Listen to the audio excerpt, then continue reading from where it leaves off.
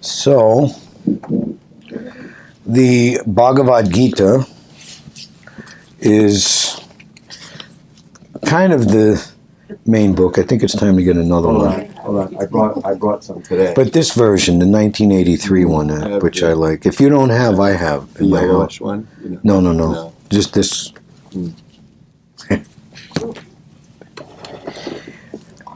We should do devotional service.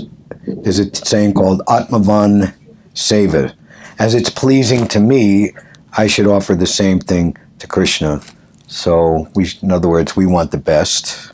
See everybody, all materialistic in New York. I want the best clothes. I want the best friends. I want the best social scene. I want the best, opulence, everything best, so I can think I'm the best. So we offer the best to Krishna because when he has the best friends, the best opulence, and the best everything, then everybody becomes ecstatically happy. There's just like we're chanting Jai Radha Madhava, this was composed by a very great Vaishnava named Bhaktivinoda Thakur, who's credited by Srila Prabhupada as the pioneer of the program to benedict the entire Western world with Krishna consciousness. And he wrote a song called Vibhavarisesha, and in the 7th verse, he says about Krishna, Anandavardhana Prema Niketana Phula Sarajojaka Kama, that Krishna is always increasing the ecstasy. Ecstasy is a word that we don't very hear much in terms of pure, unadulterated goodness or happiness. It's been corrupted by, people who do intoxication, which is one of the 4 things that is the root cause of all problems, individually and collectively, intoxication. That's why we, Krishna conscious devotees, don't take intoxication. But ecstasy is actually the ultimate conclusion of all jnana and all yoga is to awaken. It's called that feeling of sambandha. What is my particular relationship with God? In spontaneous love. That is described as the ocean of transcendental happiness that Krishna, as Chaitanya Mahaprabhu said, that everyone is seeking. This material world is a perverted reflection of ultimately pure spiritual value in all its variegatedness, but because it's not simply stated, this is a big subject matter, because it's not for the pleasure of Krishna, but it's under the illusion that I myself am the enjoyer. If the particle of sun ray, which is dependent upon the sun itself, wants to claim that indeed it is the sun, it doesn't have the potency, what to speak, unlimited light and power, and what to speak, it doesn't have the power of the sun ray to protect itself from being extinguished by either falling on land, falling in the water, or I forget what the third is. In other words, the sun ray only has its potency when connected with the sun disk itself. So, sane living beings, this is a definition in the Vedas of what is a sane person. He has his relationship, or she, with Krishna fully realized and renovated and is participating in it spontaneously, not by force, but out of spontaneous love 24 hours a day. And in such a condition of life, one is conquered over birth, death, disease, and old age, which are the real problems of life for everybody. That's why material illusion, one reason why it's just such a sham, is that it patently creates this idea that, we're enjoying on such a high platform. But if you boil it down, it's just basically the same things that all living entities do, eating, sleeping, mating, and defending, but in a so-called imagined idea that we're doing it more sophisticated. So, that is liberation. Bhava Mahadevagni Nirvarpanam, liberation from the cycle of repeated birth, death, disease, and old age. And beyond liberation, for the pure devotees, Muktinam api siddhanam, that means that liberation is just a byproduct of your pure devotional service. So this is very, very great, and this is very, very wonderful. So the Bhagavad-gita is the main book, which is the basis and foundation for all further steps and understandings in Krishna consciousness, and it was spoken by Krishna himself. So we will read the verse today that we're up to in the 18th chapter, the last chapter in the book, and then I will share with you, I've been actually reading this myself lately, the first canto, part 3, and there's the chapter, The Pandavas Retire Timely. And so we hear the Bhagavad-gita and Arjuna at the conclusion, yes, I have heard and I have understood and am prepared to act according to your instructions. And he fights on Krishna's desire, by Krishna's desire, the battle of Kurukshetra, and as the last verse predicts, he does turn out victorious. Wherever there is Krishna, the Supreme Personality of Godhead, and Arjuna, his great devotee, there will certainly be victory, morality, opulence, extraordinary power, and that's exactly right. Now, Krishna, he came to display a replica of his eternal pastimes that are taking place in the inner whirl of the Supreme Param Dham, Goloka Vrindavan, to attract everyone to come back to that sublime state of life. Eternal youth, no birth, no death, no old age, no disease, and never new increasing pleasure. Sat Chid Ananda. Sat, eternal, Chid, complete knowledge. If one has complete knowledge, there's no anxiety, there's no fearfulness, there's no uncertainty. And Ananda, Paramananda actually, supreme happiness, which in this material world, there's absolutely no information of what that ecstasy, what that happiness is all about. So the Bhagavad-gita is the Vidyavadu Jivanam. It is the life and soul of all transcendental knowledge encapsulated, and it brings one ultimately to the position of becoming a spontaneous lover of Krishna. As Srila Prabhupada, and also very important, we can't hear or read the Bhagavad-gita unless it's presented to us by Krishna's pure devotee. Now, Prabhupada came here in 1965, and the movement started 10 months later. He came in September 65, July 1966. Even earlier things were starting. Prabhupada was written up in the Village Voice, which is still an existing important paper here, in April of that year, 1966. He was living at 94 Bowery, which is between Canal and Hester Street. That was at that time called the Skid Row of New York. I don't know, I grew up at that time. You remember how like all the ruined, derelict people were all living down here, and it was the most dangerous place in New York City? So, but at that time, the beatnik movement, they had a thing called, because rents were very cheap, some people they were living on Suffolk Street, which is now very expensive, just down here past Avenue, between Avenue A and B, on the south side of Houston Street. It was so bad that even though there were landlords owning buildings, that they wouldn't try to collect rent from tenants because things were just so bombed out and blown out and just so horrible. And so, I'm sorry, I lost my train of thought. What was I saying? Prabhupada was living on the Bowery. Yeah. So he started, before that. The Village Voice. Beatniks. Huh? He got here in 1965. 10 months later, he started Before the movement that. in 1966 here. Village Voice gave mention of. Okay, so Prabhupada, he was speaking, and we see the name of the book, Bhagavad-gita As It Is. And immediately, Prabhupada became a sensation. And there's just so many things that are completely amazing and completely against all odds. He's 69, 70 years old. He's coming from a place, a completely different culture than what to speak of America, what to speak of New York City, what to speak of the burgeoning youth movement in the 1960s. Never been here before, never been outside of India.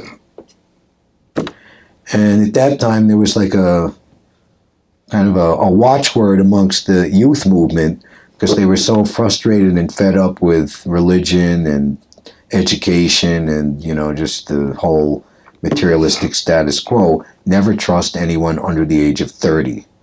So in other words, if you were under the age of 30, then you were cool. You weren't touched by you weren't contaminated, you weren't brainwashed. So many people hearkened to Prabhupada's message and were experiencing. Prabhupada was empowered, was trusted to impart and awaken people's spiritual happiness, this Paramananda. And people were just like, they'd never experienced anything like that before in their life. And in just a short 10 years, Prabhupada built a worldwide movement simply by speaking Bhagavad-gita as it is and distributing the medicine or the dharma, the prescribed spiritual method in this age when things are so difficult to do spiritually, to do actual spiritual practice and discipline the way it was done thousands and more years ago. Impossible. Simply chanting Hare Krishna, which completely transports us back home, back to the spiritual world. It's the sound incarnation of the entire spiritual realm. So simply by distributing that, many, many people came forward, and out of those who came forward and appreciated, many became his initiated disciples. So Prabhupada would say, before I came, how many English translations were there of the Bhagavad Gita? At that time, 52 or 3 years ago, there were over 400. Not a single person became a devotee. And the example is given that we give milk to little children, and actually milk is good for everybody. It's very nutritious. And you'll see saintly persons in India, they'll keep cows, and protected cows, their own cows, like family members, and they'll drink the milk from those cows, which are very rich with vitamins and nutrition. And also, you're like this painting here, Namo Brahmanya Devaya Go Brahmanya Hitaya Cha Jagati Hitaya Krishnaya Govindaya Namo Namaha. Govinda. Krishna has demigods and so many agents in the material nature to take charge of everything. He's like the ultimate rich aristocratic personality. He doesn't even have to think. He has loyal servants as his controllers to take care of everything. But when it comes to who will take care of the cows, I will do. Krishna raises his hand. So he's taking care of his beautiful Surabhi cows. He's named Govinda.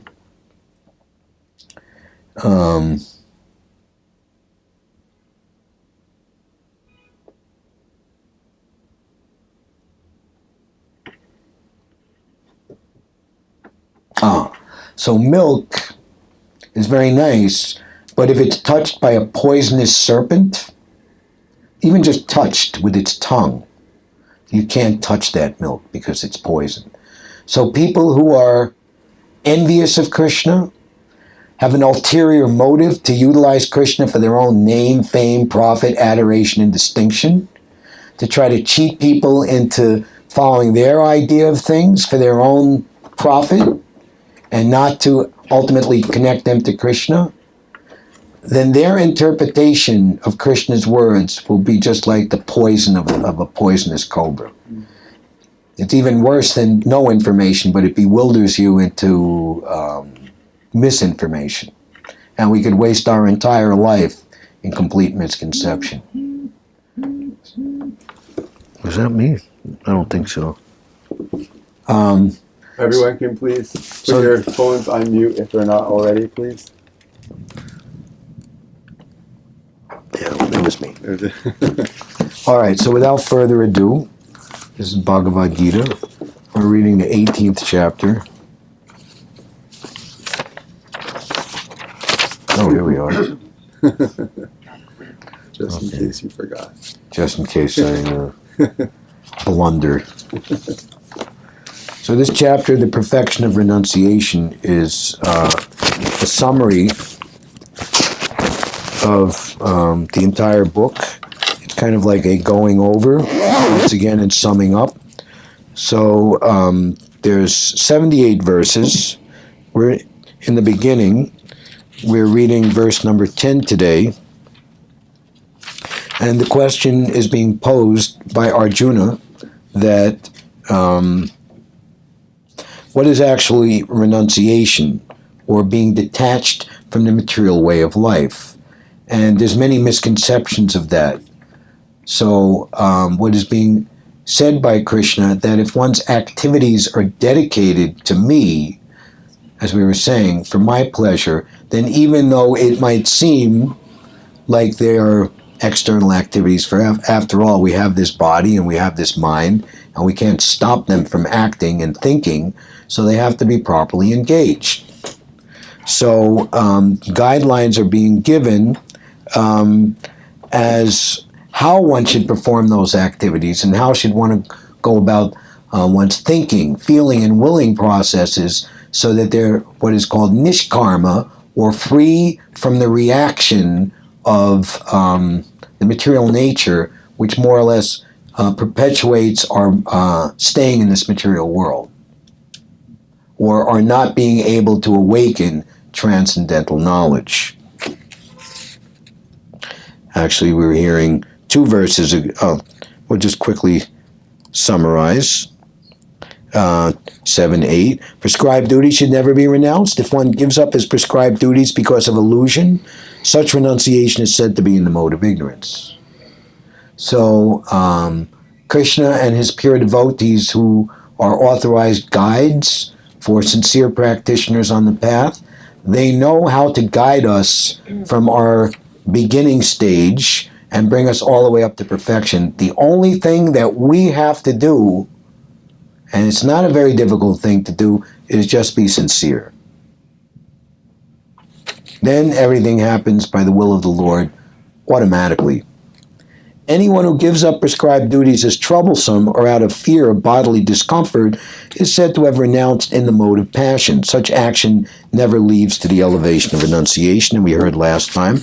O Arjuna, when one performs his prescribed duty only because it ought to be done, and renounces all material association and all attachment to the fruit, his renunciation is said to be in the mode of goodness. So it was mentioned in that purport in verse 9, how one might be working, or one might be doing his activities to keep body and soul together in this world, but if the fruit of that is, or in other words, if your life is dedicated to pleasing Krishna, to helping to satisfy Krishna, taking part in Krishna's mission in this world, then that work is free from all bad karmic effects, and you're actually on the stage of renunciation. Even more so than somebody who would think that I'm just going to stop everything and do nothing, because then you're the same. Your desires are there, your mind is still thinking, but because you're not dedicating your physical activities and your mental activities for Krishna's pleasure, actually it's false renunciation, and the result is almost like stretching a rubber band. It's just gonna snap back, and you're going to become more attached to that which you purportedly claim to have tried to have given up in the first place.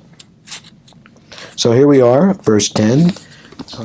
The intelligent renouncer, situated in the mode of goodness, neither hateful of inauspicious work, nor attached to auspicious work, has no doubts about work. So we can all say together, I'll go phrase by phrase. The intelligent renouncer, situated in the mode of goodness, neither hateful of inauspicious work, nor attached to auspicious work, has no doubts about work.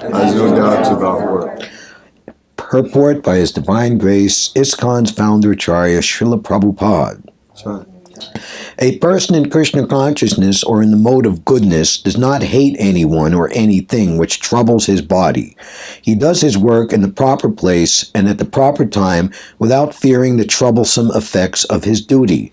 Such a person situated in transcendence should be understood to be most intelligent and beyond all doubts in his activities.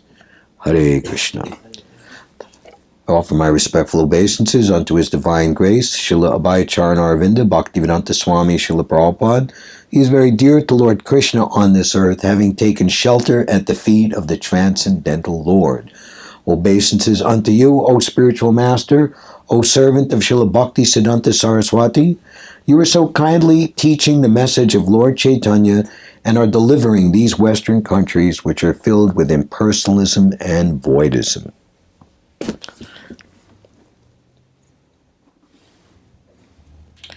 So Krishna is concluding his encouragement to Arjuna on this point in this verse that if you simply perform your duty as you are obligated or as it's prescribed, then you have no fear of being implicated in bad karma. And even more than that, as we're hearing in today's verse, that what an ordinary person might say, this is not a very nice thing, or this is not a nice time, or it's raining outside, I don't want to walk in the rain, or I know we won't go, or it's too cold, or it's too hot, or I don't like such and such who's going to be there, or such and such looked at me the wrong way, or somebody said this to me, and this and that. If it's your duty and you do it, then whatever good or bad happens, it's a cloudy day or it's a sunny day, you just go on doing it because this is your duty. So the spiritual platform, because to act in devotional service or to perform activities for the pleasure of the Supreme Lord, Srila Prabhupada has described that action means that you're confirming yourself to be spiritual. The word spiritual in Sanskrit is Brahman. Like we say, are you spiritual? So there in Sanskrit, Brahman. Brahman means spiritual. So Prabhupada made a little interesting, I don't know what you call it, phrase, or not a joke, but it says, one who thinks himself as Brahman is an impersonalist, but one who acts as Brahman is a pure devotee. In other words, in the ultimate issue, everything is spiritual. And Prabhupada would, if even this material energy, when it's used in the service of Krishna, then for the pure devotee, everything becomes, and spiritual ultimately means, for Krishna's pleasure. Because all paraphernalia is ultimately meant for Krishna's pleasure. I don't know if it was in this city, maybe another big city like London. Prabhupada would always be interested to get very nice buildings.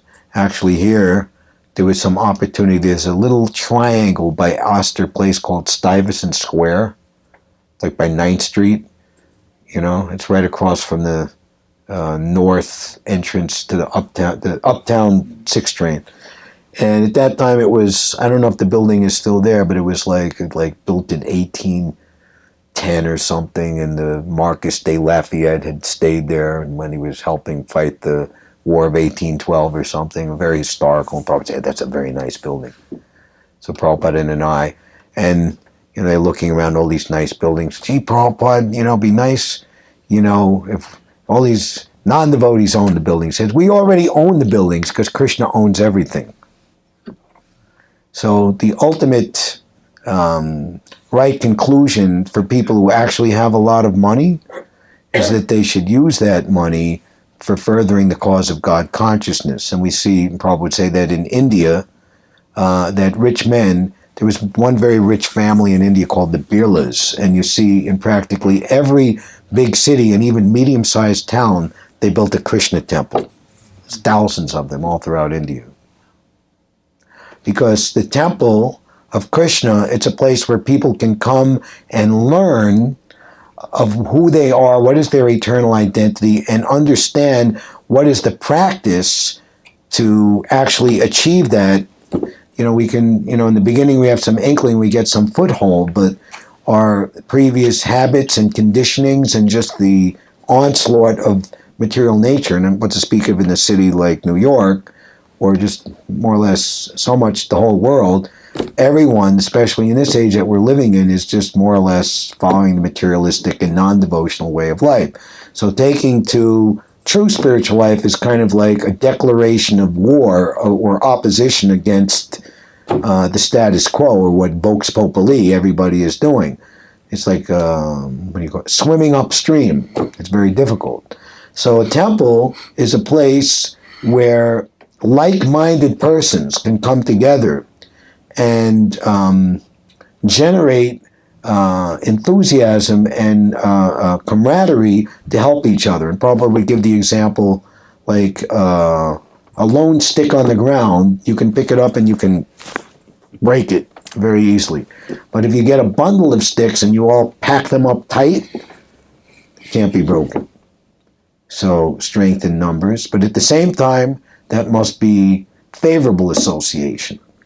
So people should, like I was saying earlier, the main ingredient that we all have to put in is sincerity.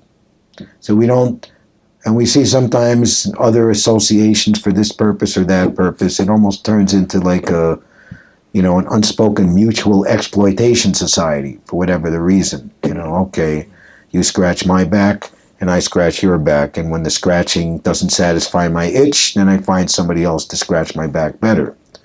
But in Krishna consciousness, because the aim and goal is one, and it's such a great goal, then all necessary tolerance, forbearance, of anything that the material nature can do, gross and subtle, we remain steadfast.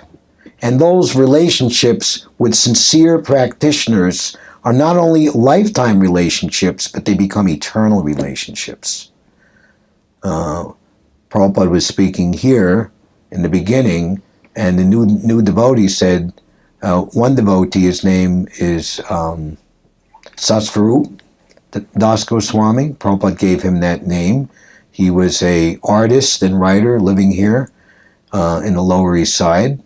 And he, at that time, there was a welfare office on 5th Street, near where the 7th Precinct is right now, between 1st Avenue and 2nd Avenue. And he was he was the one who was living on Suffolk Street. But then he later actually moved to the apartment building just across from this 1st Street playground and handball courts, just around the block here. And so he was living there on 1st Street, and he would walk around the block and come past this storefront, which was actually called Matchless Gifts because it was formerly a 1930s, 1940s, like Hollywood movie curiosity. It had pictures of like Fred Astaire and Betty Grable and, who was that? Anyway, whatever. I won't go there too much. Clark Gable, right? But they went out of business, and some of those things were. But then Prabhupada came here in July '66. Said, well, we're going to change. No, leave that Matchless Gifts. And still there was 25 years from 1969 or so till 1994. But we reacquired this some 25 years ago. And then, anyway, it's not the original Matchless Gifts. Matchless Gifts, not like Hollywood movie stars, but the priceless treasure of pure love of Godhead. So Prabhupada just put, like they would do in churches, like one of those black velvet felt things, and you have little white digital letters and numbers you can put in, and so he put there, Bhagavad-gita As It Is, classes, A.C. Bhaktivinoda Swami, Monday, Wednesday, Friday, kirtan, 7 o'clock. So he was intrigued, he came in, and he became, in due course of time, within a month or two, one of Prabhupada's initiated disciples. And his parents were Roman Catholics. And when they found out that he had joined an Indian Swami, they gave him an ultimatum. As long as you're with those people, we will have nothing further to do with you. And he was like shocked. What? I'm your son, their only son. He had a sister also, but their only son. Mother in particular, because she was a more devout Catholic. This is a heresy. And they said, we want nothing to do with you, don't call us. And he came back to Prabhupada in tears, and then he told to Srila Prabhupada what had happened, and it's understood that the spiritual master is one's eternal father. And he asked Prabhupada, will you be my father forever? And Prabhupada indicated yes. So true spiritual relationships go beyond this material world. We should never be illusioned into thinking that who I am right now in terms of I'm a young person, and Prabhupada, in terms he would lion tame the the LSD freaks and all the other challenging kind of people who would come in here and even interrupt him while he was speaking. Prabhupada would say, don't you know you have to die? Don't you know you have to get old? Well, and he tried to I'm young and I don't know if it'll happen, just something. You're going to be forced by material nature. So, and Prabhupada would teach that everyone has the same understanding of who they are as a person, having nothing to do with the body.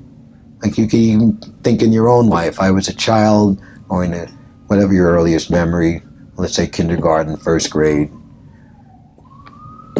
fourth grade, junior high school, college. Same person, but the body is changing, the circumstances are changing, your responsibilities are changing, but you, the person, are always the same. So Arjuna, as I was saying in the beginning, he was selected by Krishna to speak this instruction, which is an instruction for all of us. There's a saying in India that the mother instructs the new daughter-in-law, so it's a custom, old India, that the son gets married and the new bride, she's coming, at least for the time being, until they get themselves set up, into the son's house with his parents. And because it's a new relationship, the mother doesn't want to put too much pressure on on the daughter-in-law, so she'll instruct her daughter. You cook like this, you do like this is how things work. Even though the daughter, her own daughter, knows very well, but seemingly the daughter is getting the instruction and going light on the daughter-in-law. So this is likened unto Arjuna is an eternal devotee of the Lord, but he was seemingly put into illusion, anxiety, and doubt. And the Krishna selected him to present the Bhagavad-gita so that all of us who are in the position of the daughter-in-law can take advantage. So, the battle was won, and the Pandavas were victorious. They achieved the kingdom. But at a certain point, Krishna left the planet, and because Arjuna and his brothers, and his mother Kunti and wife Draupadi, they're eternal associates of the Lord. So they, under different circumstances, it was their turn to leave this world and rejoin Krishna back home, back to Godhead. So Krishna had left the planet, and Arjuna was aware of this, and Krishna left the planet in Dwarka, which is on the west coast of India. Maharaj Yudhishthira, the elder brother of Arjuna, his kingdom was in Hastinapur, which is now what is present New Delhi in central India. So Arjuna was there at the time of the Lord's departure, and a 7th-month period of time elapsed, and he came back and reported to his brother the Lord's departure. And Arjuna was very much grief-stricken in the Lord's association, and he, speaking many things of how he missed Krishna's association and all the wonderful, extraordinary things he could do because of his unalloyed devotion and friendship with Krishna, and how he misses him so much, he spoke this. This is for anyone interested. You can, 1st Canto, 15th chapter, 27th verse.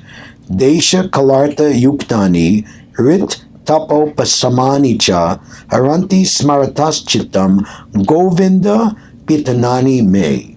Now I am attracted to those instructions imparted to me by the personality of Godhead, Govinda, because they are impregnated with instructions for relieving the burning heart in all circumstances of time and space.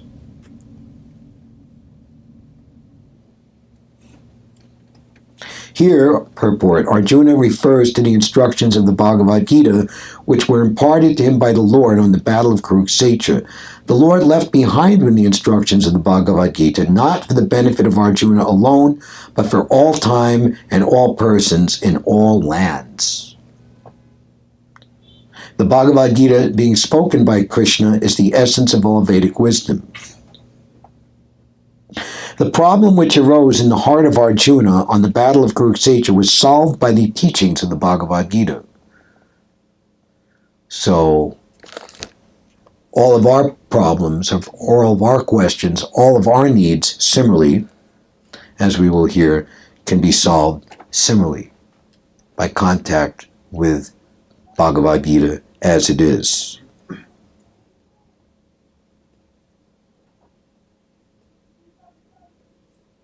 He wanted Arjuna to remember the great teachings of Bhagavad-gita, just to teach all concerned that the Bhagavad-gita can be consulted in all critical times, not only for solace from all kinds of mental agonies, but also for the way out of great entanglements which may embarrass one in some critical hour.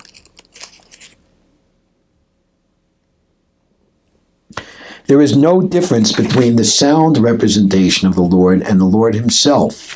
One can derive the same benefit from the Bhagavad-gita as Arjuna did in the personal presence of the Lord.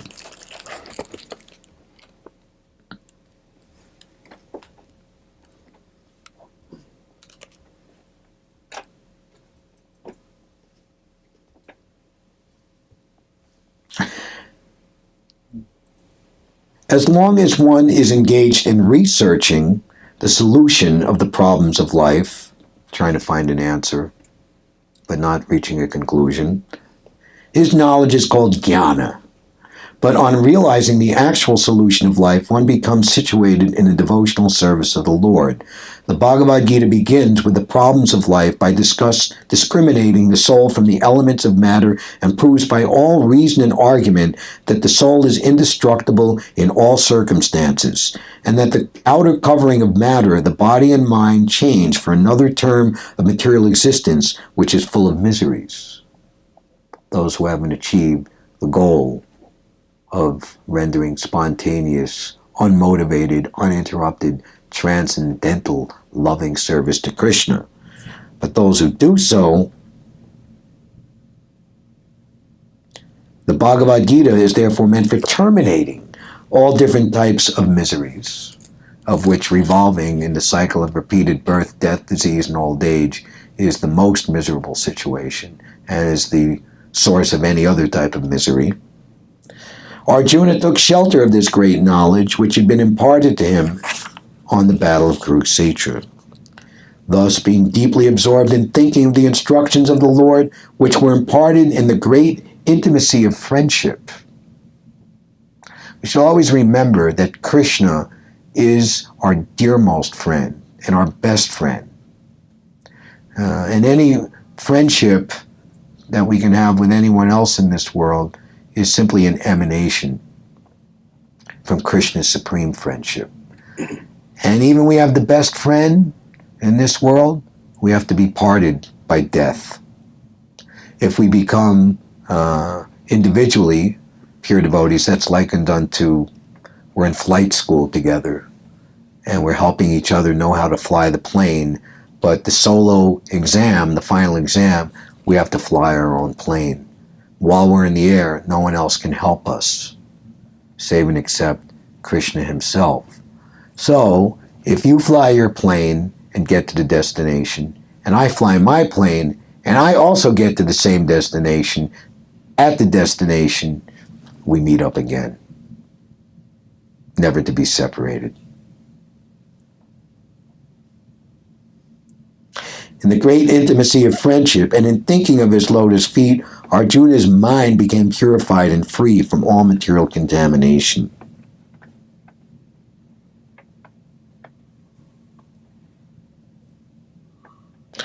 Absorbed in deep meditation, Arjuna began to think of the Lord's instructions. Only those instructions began to eliminate the tinges of material contamination in his mind. The Lord is like the sun. The sun's appearance means immediate dissipation of darkness, and the Lord's appearance within the mind of the devotee can at once drive away the miserable material effects. So we're speaking of Bhagavad-gita with that potency, and here Prabhupada remarks of equally and perhaps with more emphasis of the importance. Lord Chaitanya has therefore recommended constant chanting of the holy name of the Lord for protection from all the contamination of the material world. The feeling of separation from the Lord is undoubtedly painful to the devotee. So we become separated from loved ones, we become separated from friends, ultimately pleasing circumstances. This material world, nothing is permanent, everything is changing. So that feeling of separation ultimately emanates from transcendental feelings of separation from the personality of Godhead, who is the source of all love. But Prabhupada makes a very nice statement here. It's painful, but unlike material lamentation, it has a specific transcendental effect, those feelings of separation, from the pure devotee. Our spiritual master leaves the world. I myself never met Srila Prabhupada. Prabhupada departed in 1977, and I came to Srila Prabhupada's movement just 1 year later in 1978. So I never met Prabhupada. But so profound and so heartrending is what Prabhupada has done and his message that I'm attempting to dedicate my entire life and soul. I've not seen anything in this world as beautiful as Prabhupada's mission to please his spiritual master and to please Lord Krishna, which is a mission for everyone to take up and make that my own life's calling. And especially in this age when people are so much in a precarious situation because of spiritual blindness, to try to help re-spiritualize human society, because human society is the, for better or worse, the controller of animal society, fish society, bird society. If human beings get put right, then all other species of life will be nicely taken care of. A specific transcendental effect which pacifies the heart. Feelings of separation are also sources of transcendental bliss and are never comparable to contaminated material feelings of separation.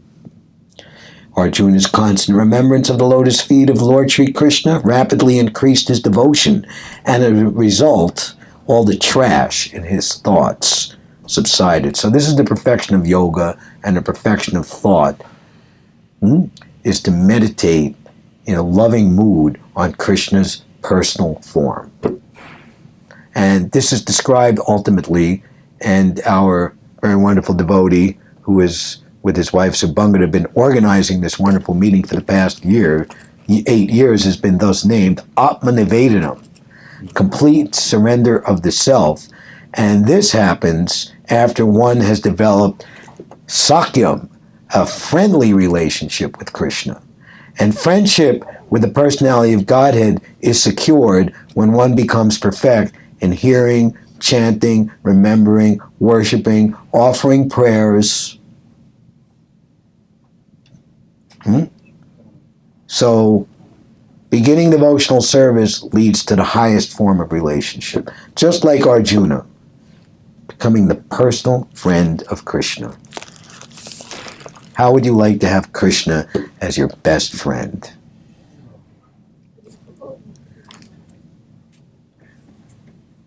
Material desires in the mind are the trash of material contamination. By such contamination, a living being is faced with so many compatible and incompatible things that discourage the very existence of spiritual identity. Birth after birth, the conditioned soul is entrapped with so many pleasing and displeasing elements, which are all false and temporary. Or we bewildered by lower desires, thinking that this is me. By associating with pure devotees, one's real desire becomes manifest and the false desires are eliminated. But when one gets in touch with the Transcendental Lord and his variegated energies by devotional service, the naked forms of all material desires become manifest, and the intelligence of the living being is pacified in its true color. When Arjuna turned his attention towards the instructions of the Lord as they were inculcated in Bhagavad-gita, his true color of a personal associate of the Lord became manifest, and thus he felt freed from all material contaminations.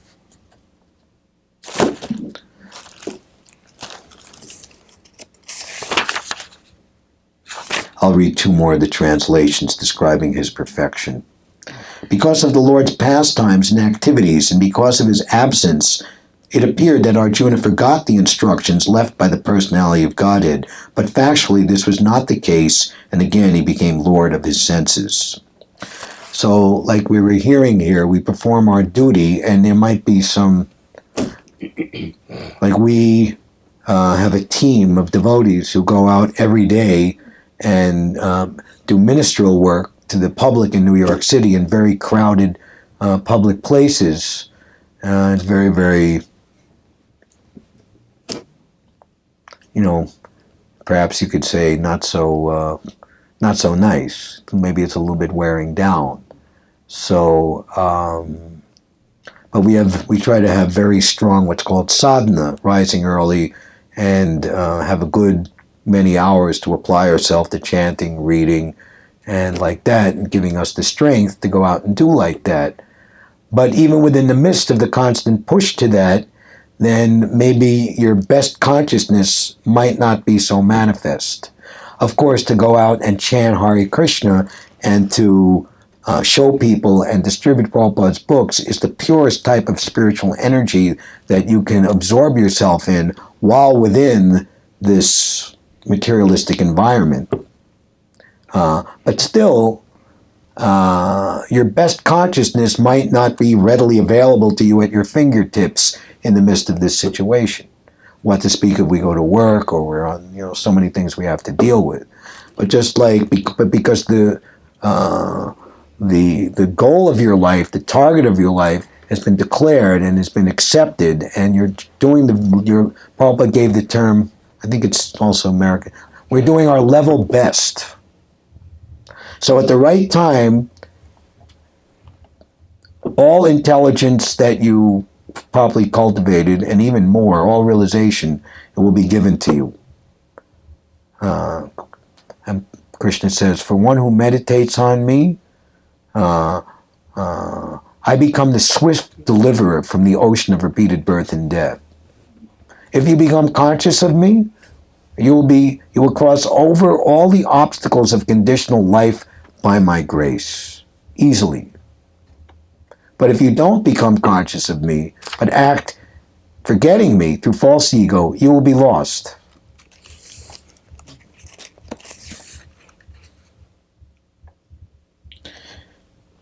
So Arjuna had to do his thing, fight the battle of Kurukshetra.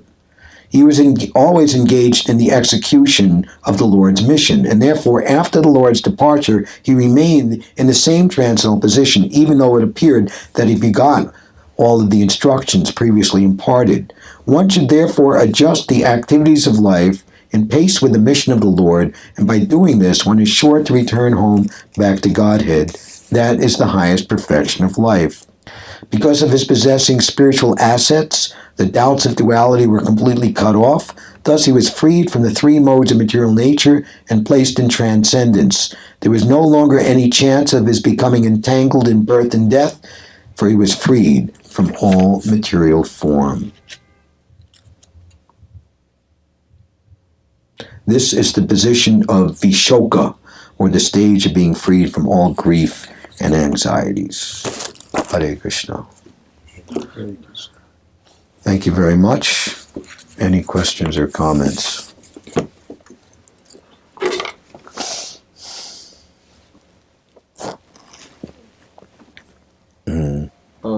Can you explain, compare, or explain how these two things relate?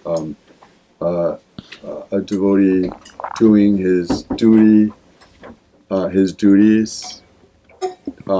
in devotional service, and being the friend of Krishna. I mean, you were talking about it, but can you explain more?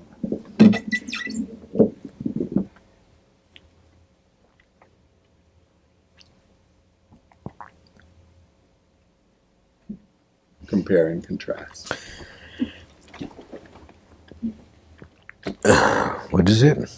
Jivera Sarupa Oi Krishnera Nitya Das. Krishna,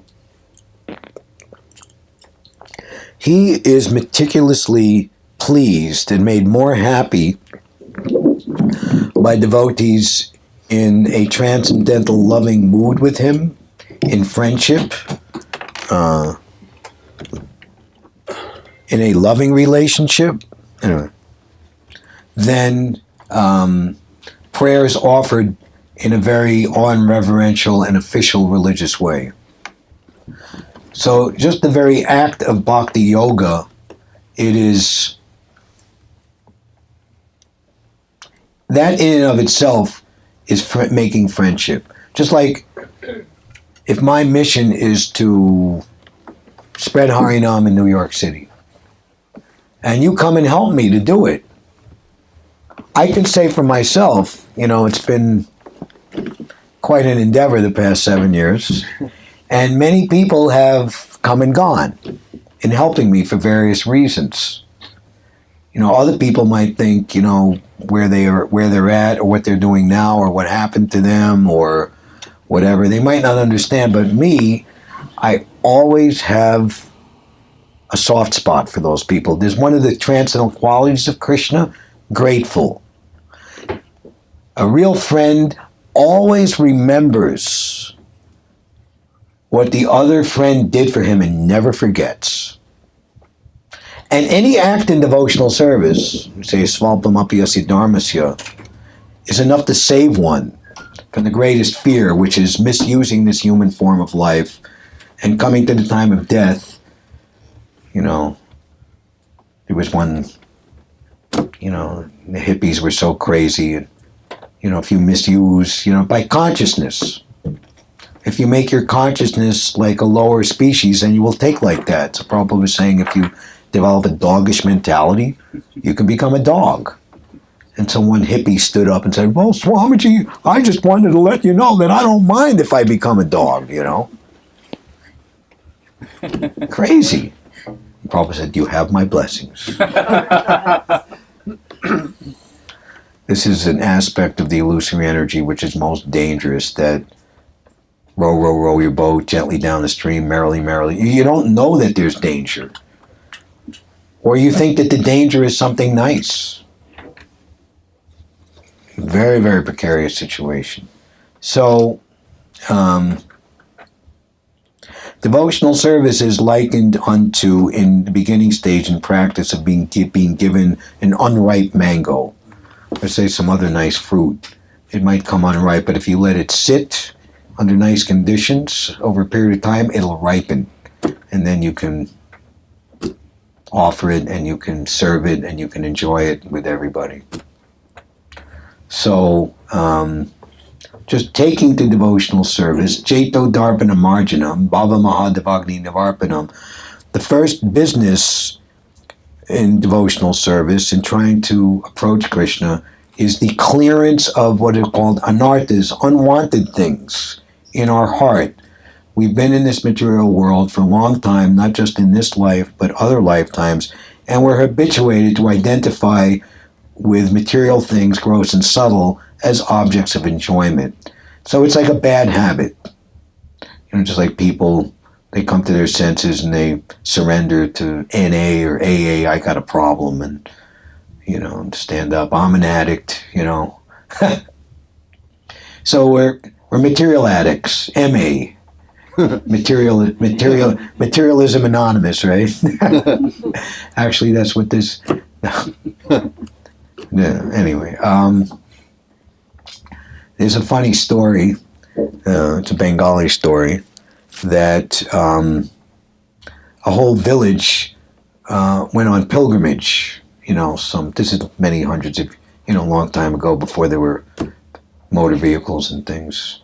And so they're traveling and they're staying in what's called a dharmashala, a traveler's rest house, and everybody just kind of spreads out their sleeping mat and they got their little suitcase or luggage. And within them, wanting to go on pilgrimage was a former thief, and he was just habituated that in the middle of the night is when you go out stealing, right?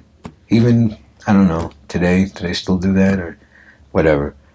So he had gotten like halfway or 3/4 through going through everybody's belongings and ransacking and going, and then he came to his senses and he said, you know what? What am I doing? I'm trying to be with godly people. I'm trying to do godly things. I'm trying to reform myself. This is all in the middle of the night.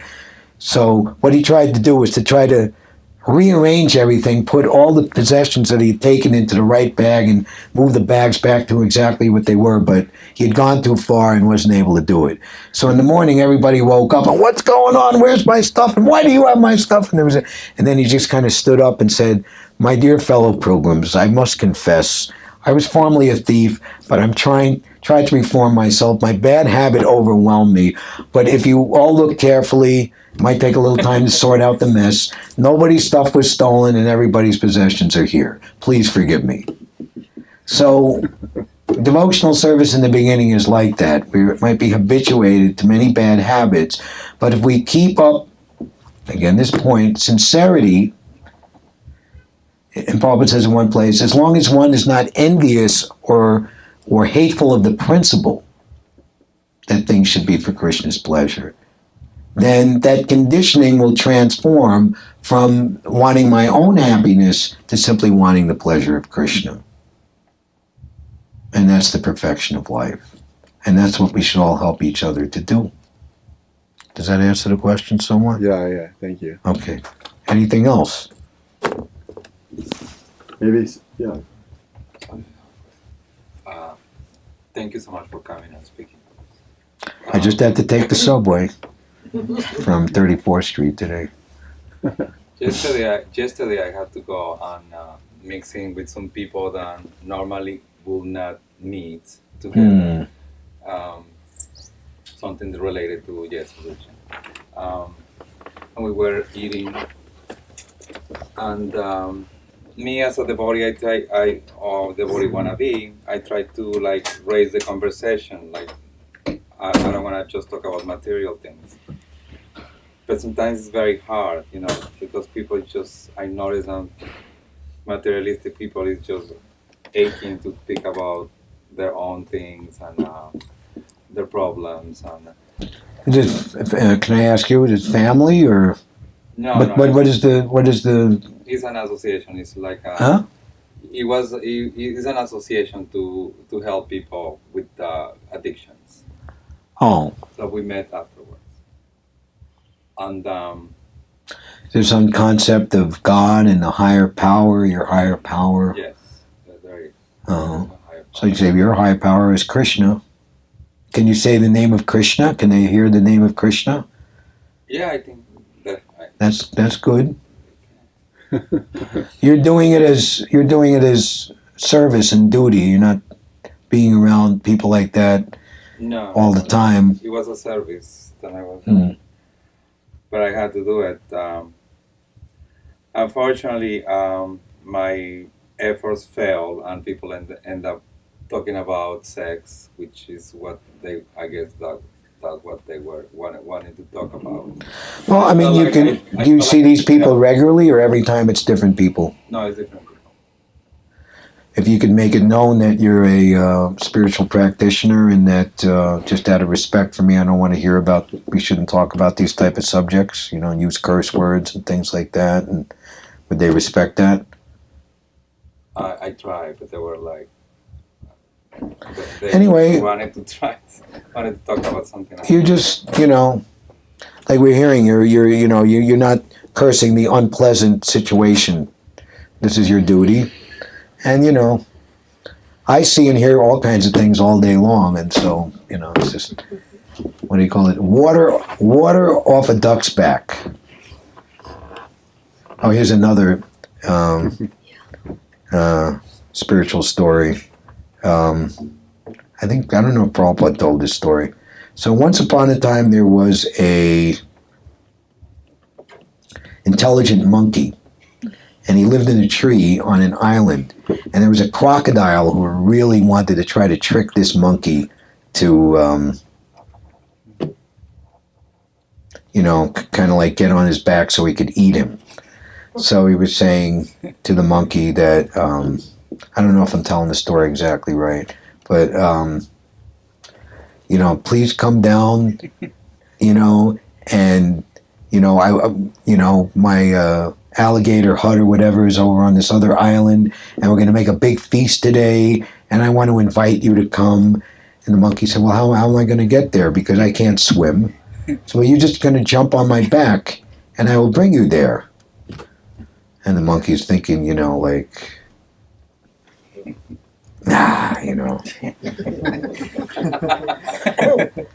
was something that the crocodile was going to promise that he was going to do for the monkey. Maybe I'm not telling the whole story anyway. But anyway, here's the punchline. So the crocodile is kind of stupid, and the monkey's a little smart. So the monkey gets on his back, and they're out in the middle. They're just about to get in the water, and so the monkey's saying, "So what are we going to eat? What are we going to eat for dinner? What's the menu at your house?" And the crocodile said, "We're going to rip your heart out and eat you."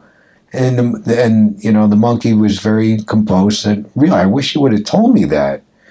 What do you mean? The crocodile goes, "Well, I left my heart in the tree." Really?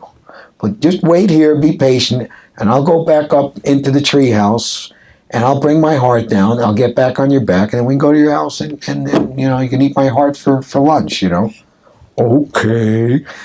Dumb crocodile. So of course the monkey goes up in the tree. So the point is, you don't take it too seriously. You don't give your heart. It's like, that's what they're at. And you can only give people so much. I mean, they don't. If they hear the name of Krishna, also prasadam is a secret weapon. Can you bring prasadam to them? Can they eat something? Can they eat? Do they like to eat? Do they like make something simple like sweets or something that maybe not Indian food, but it's American, Cookies. Cookies. Ken's cookies. Ken's cookies have greatly, as we're hearing, rapidly increased my devotional service, especially at Christmas time, when he was making so many every day. So that's something you can do. All right. Any of the persons who don't come here so much, maybe one of you, if you're not too shy, you could ask a question.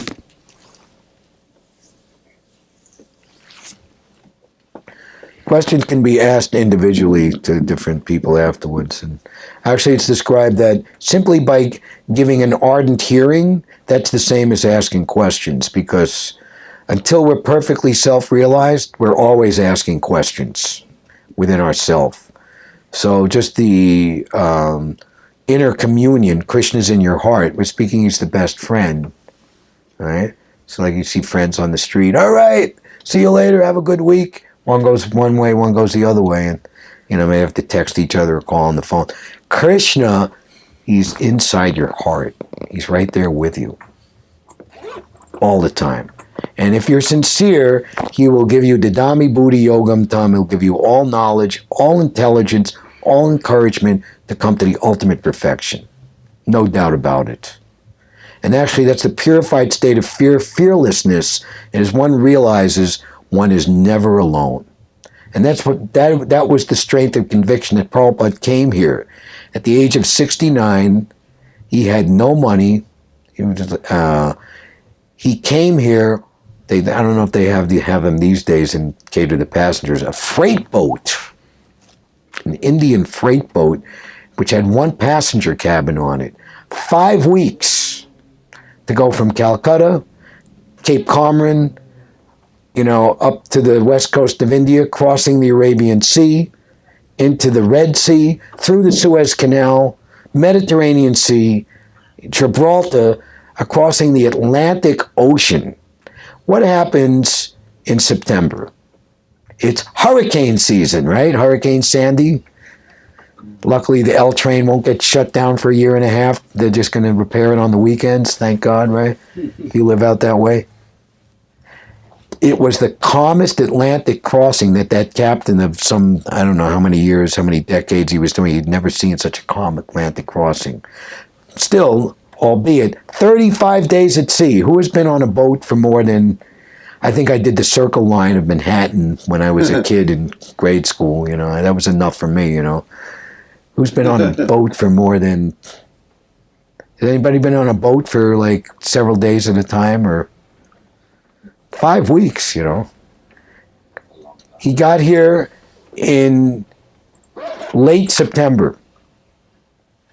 Didn't have any real backing. There was some Mayavad, they called him an uptown Swami.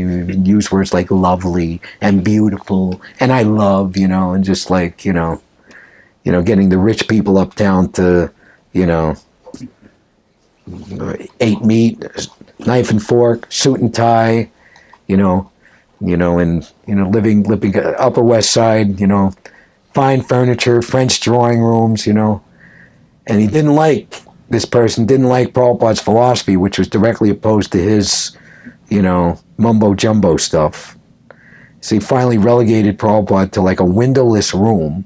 Prabhupada went through, I was 6 years old. Where were you in November 1965 with the big blackout? Leela, were you the big blackout of November 1965? I was in 14th Street. I went to pick up my mother. You lived through it? The blackout? Yeah. Okay. So, you know, people trapped in the subways, millions of people, you know, 14 million people, and, you know, and the whole eastern seaboard, 3 Canadian provinces.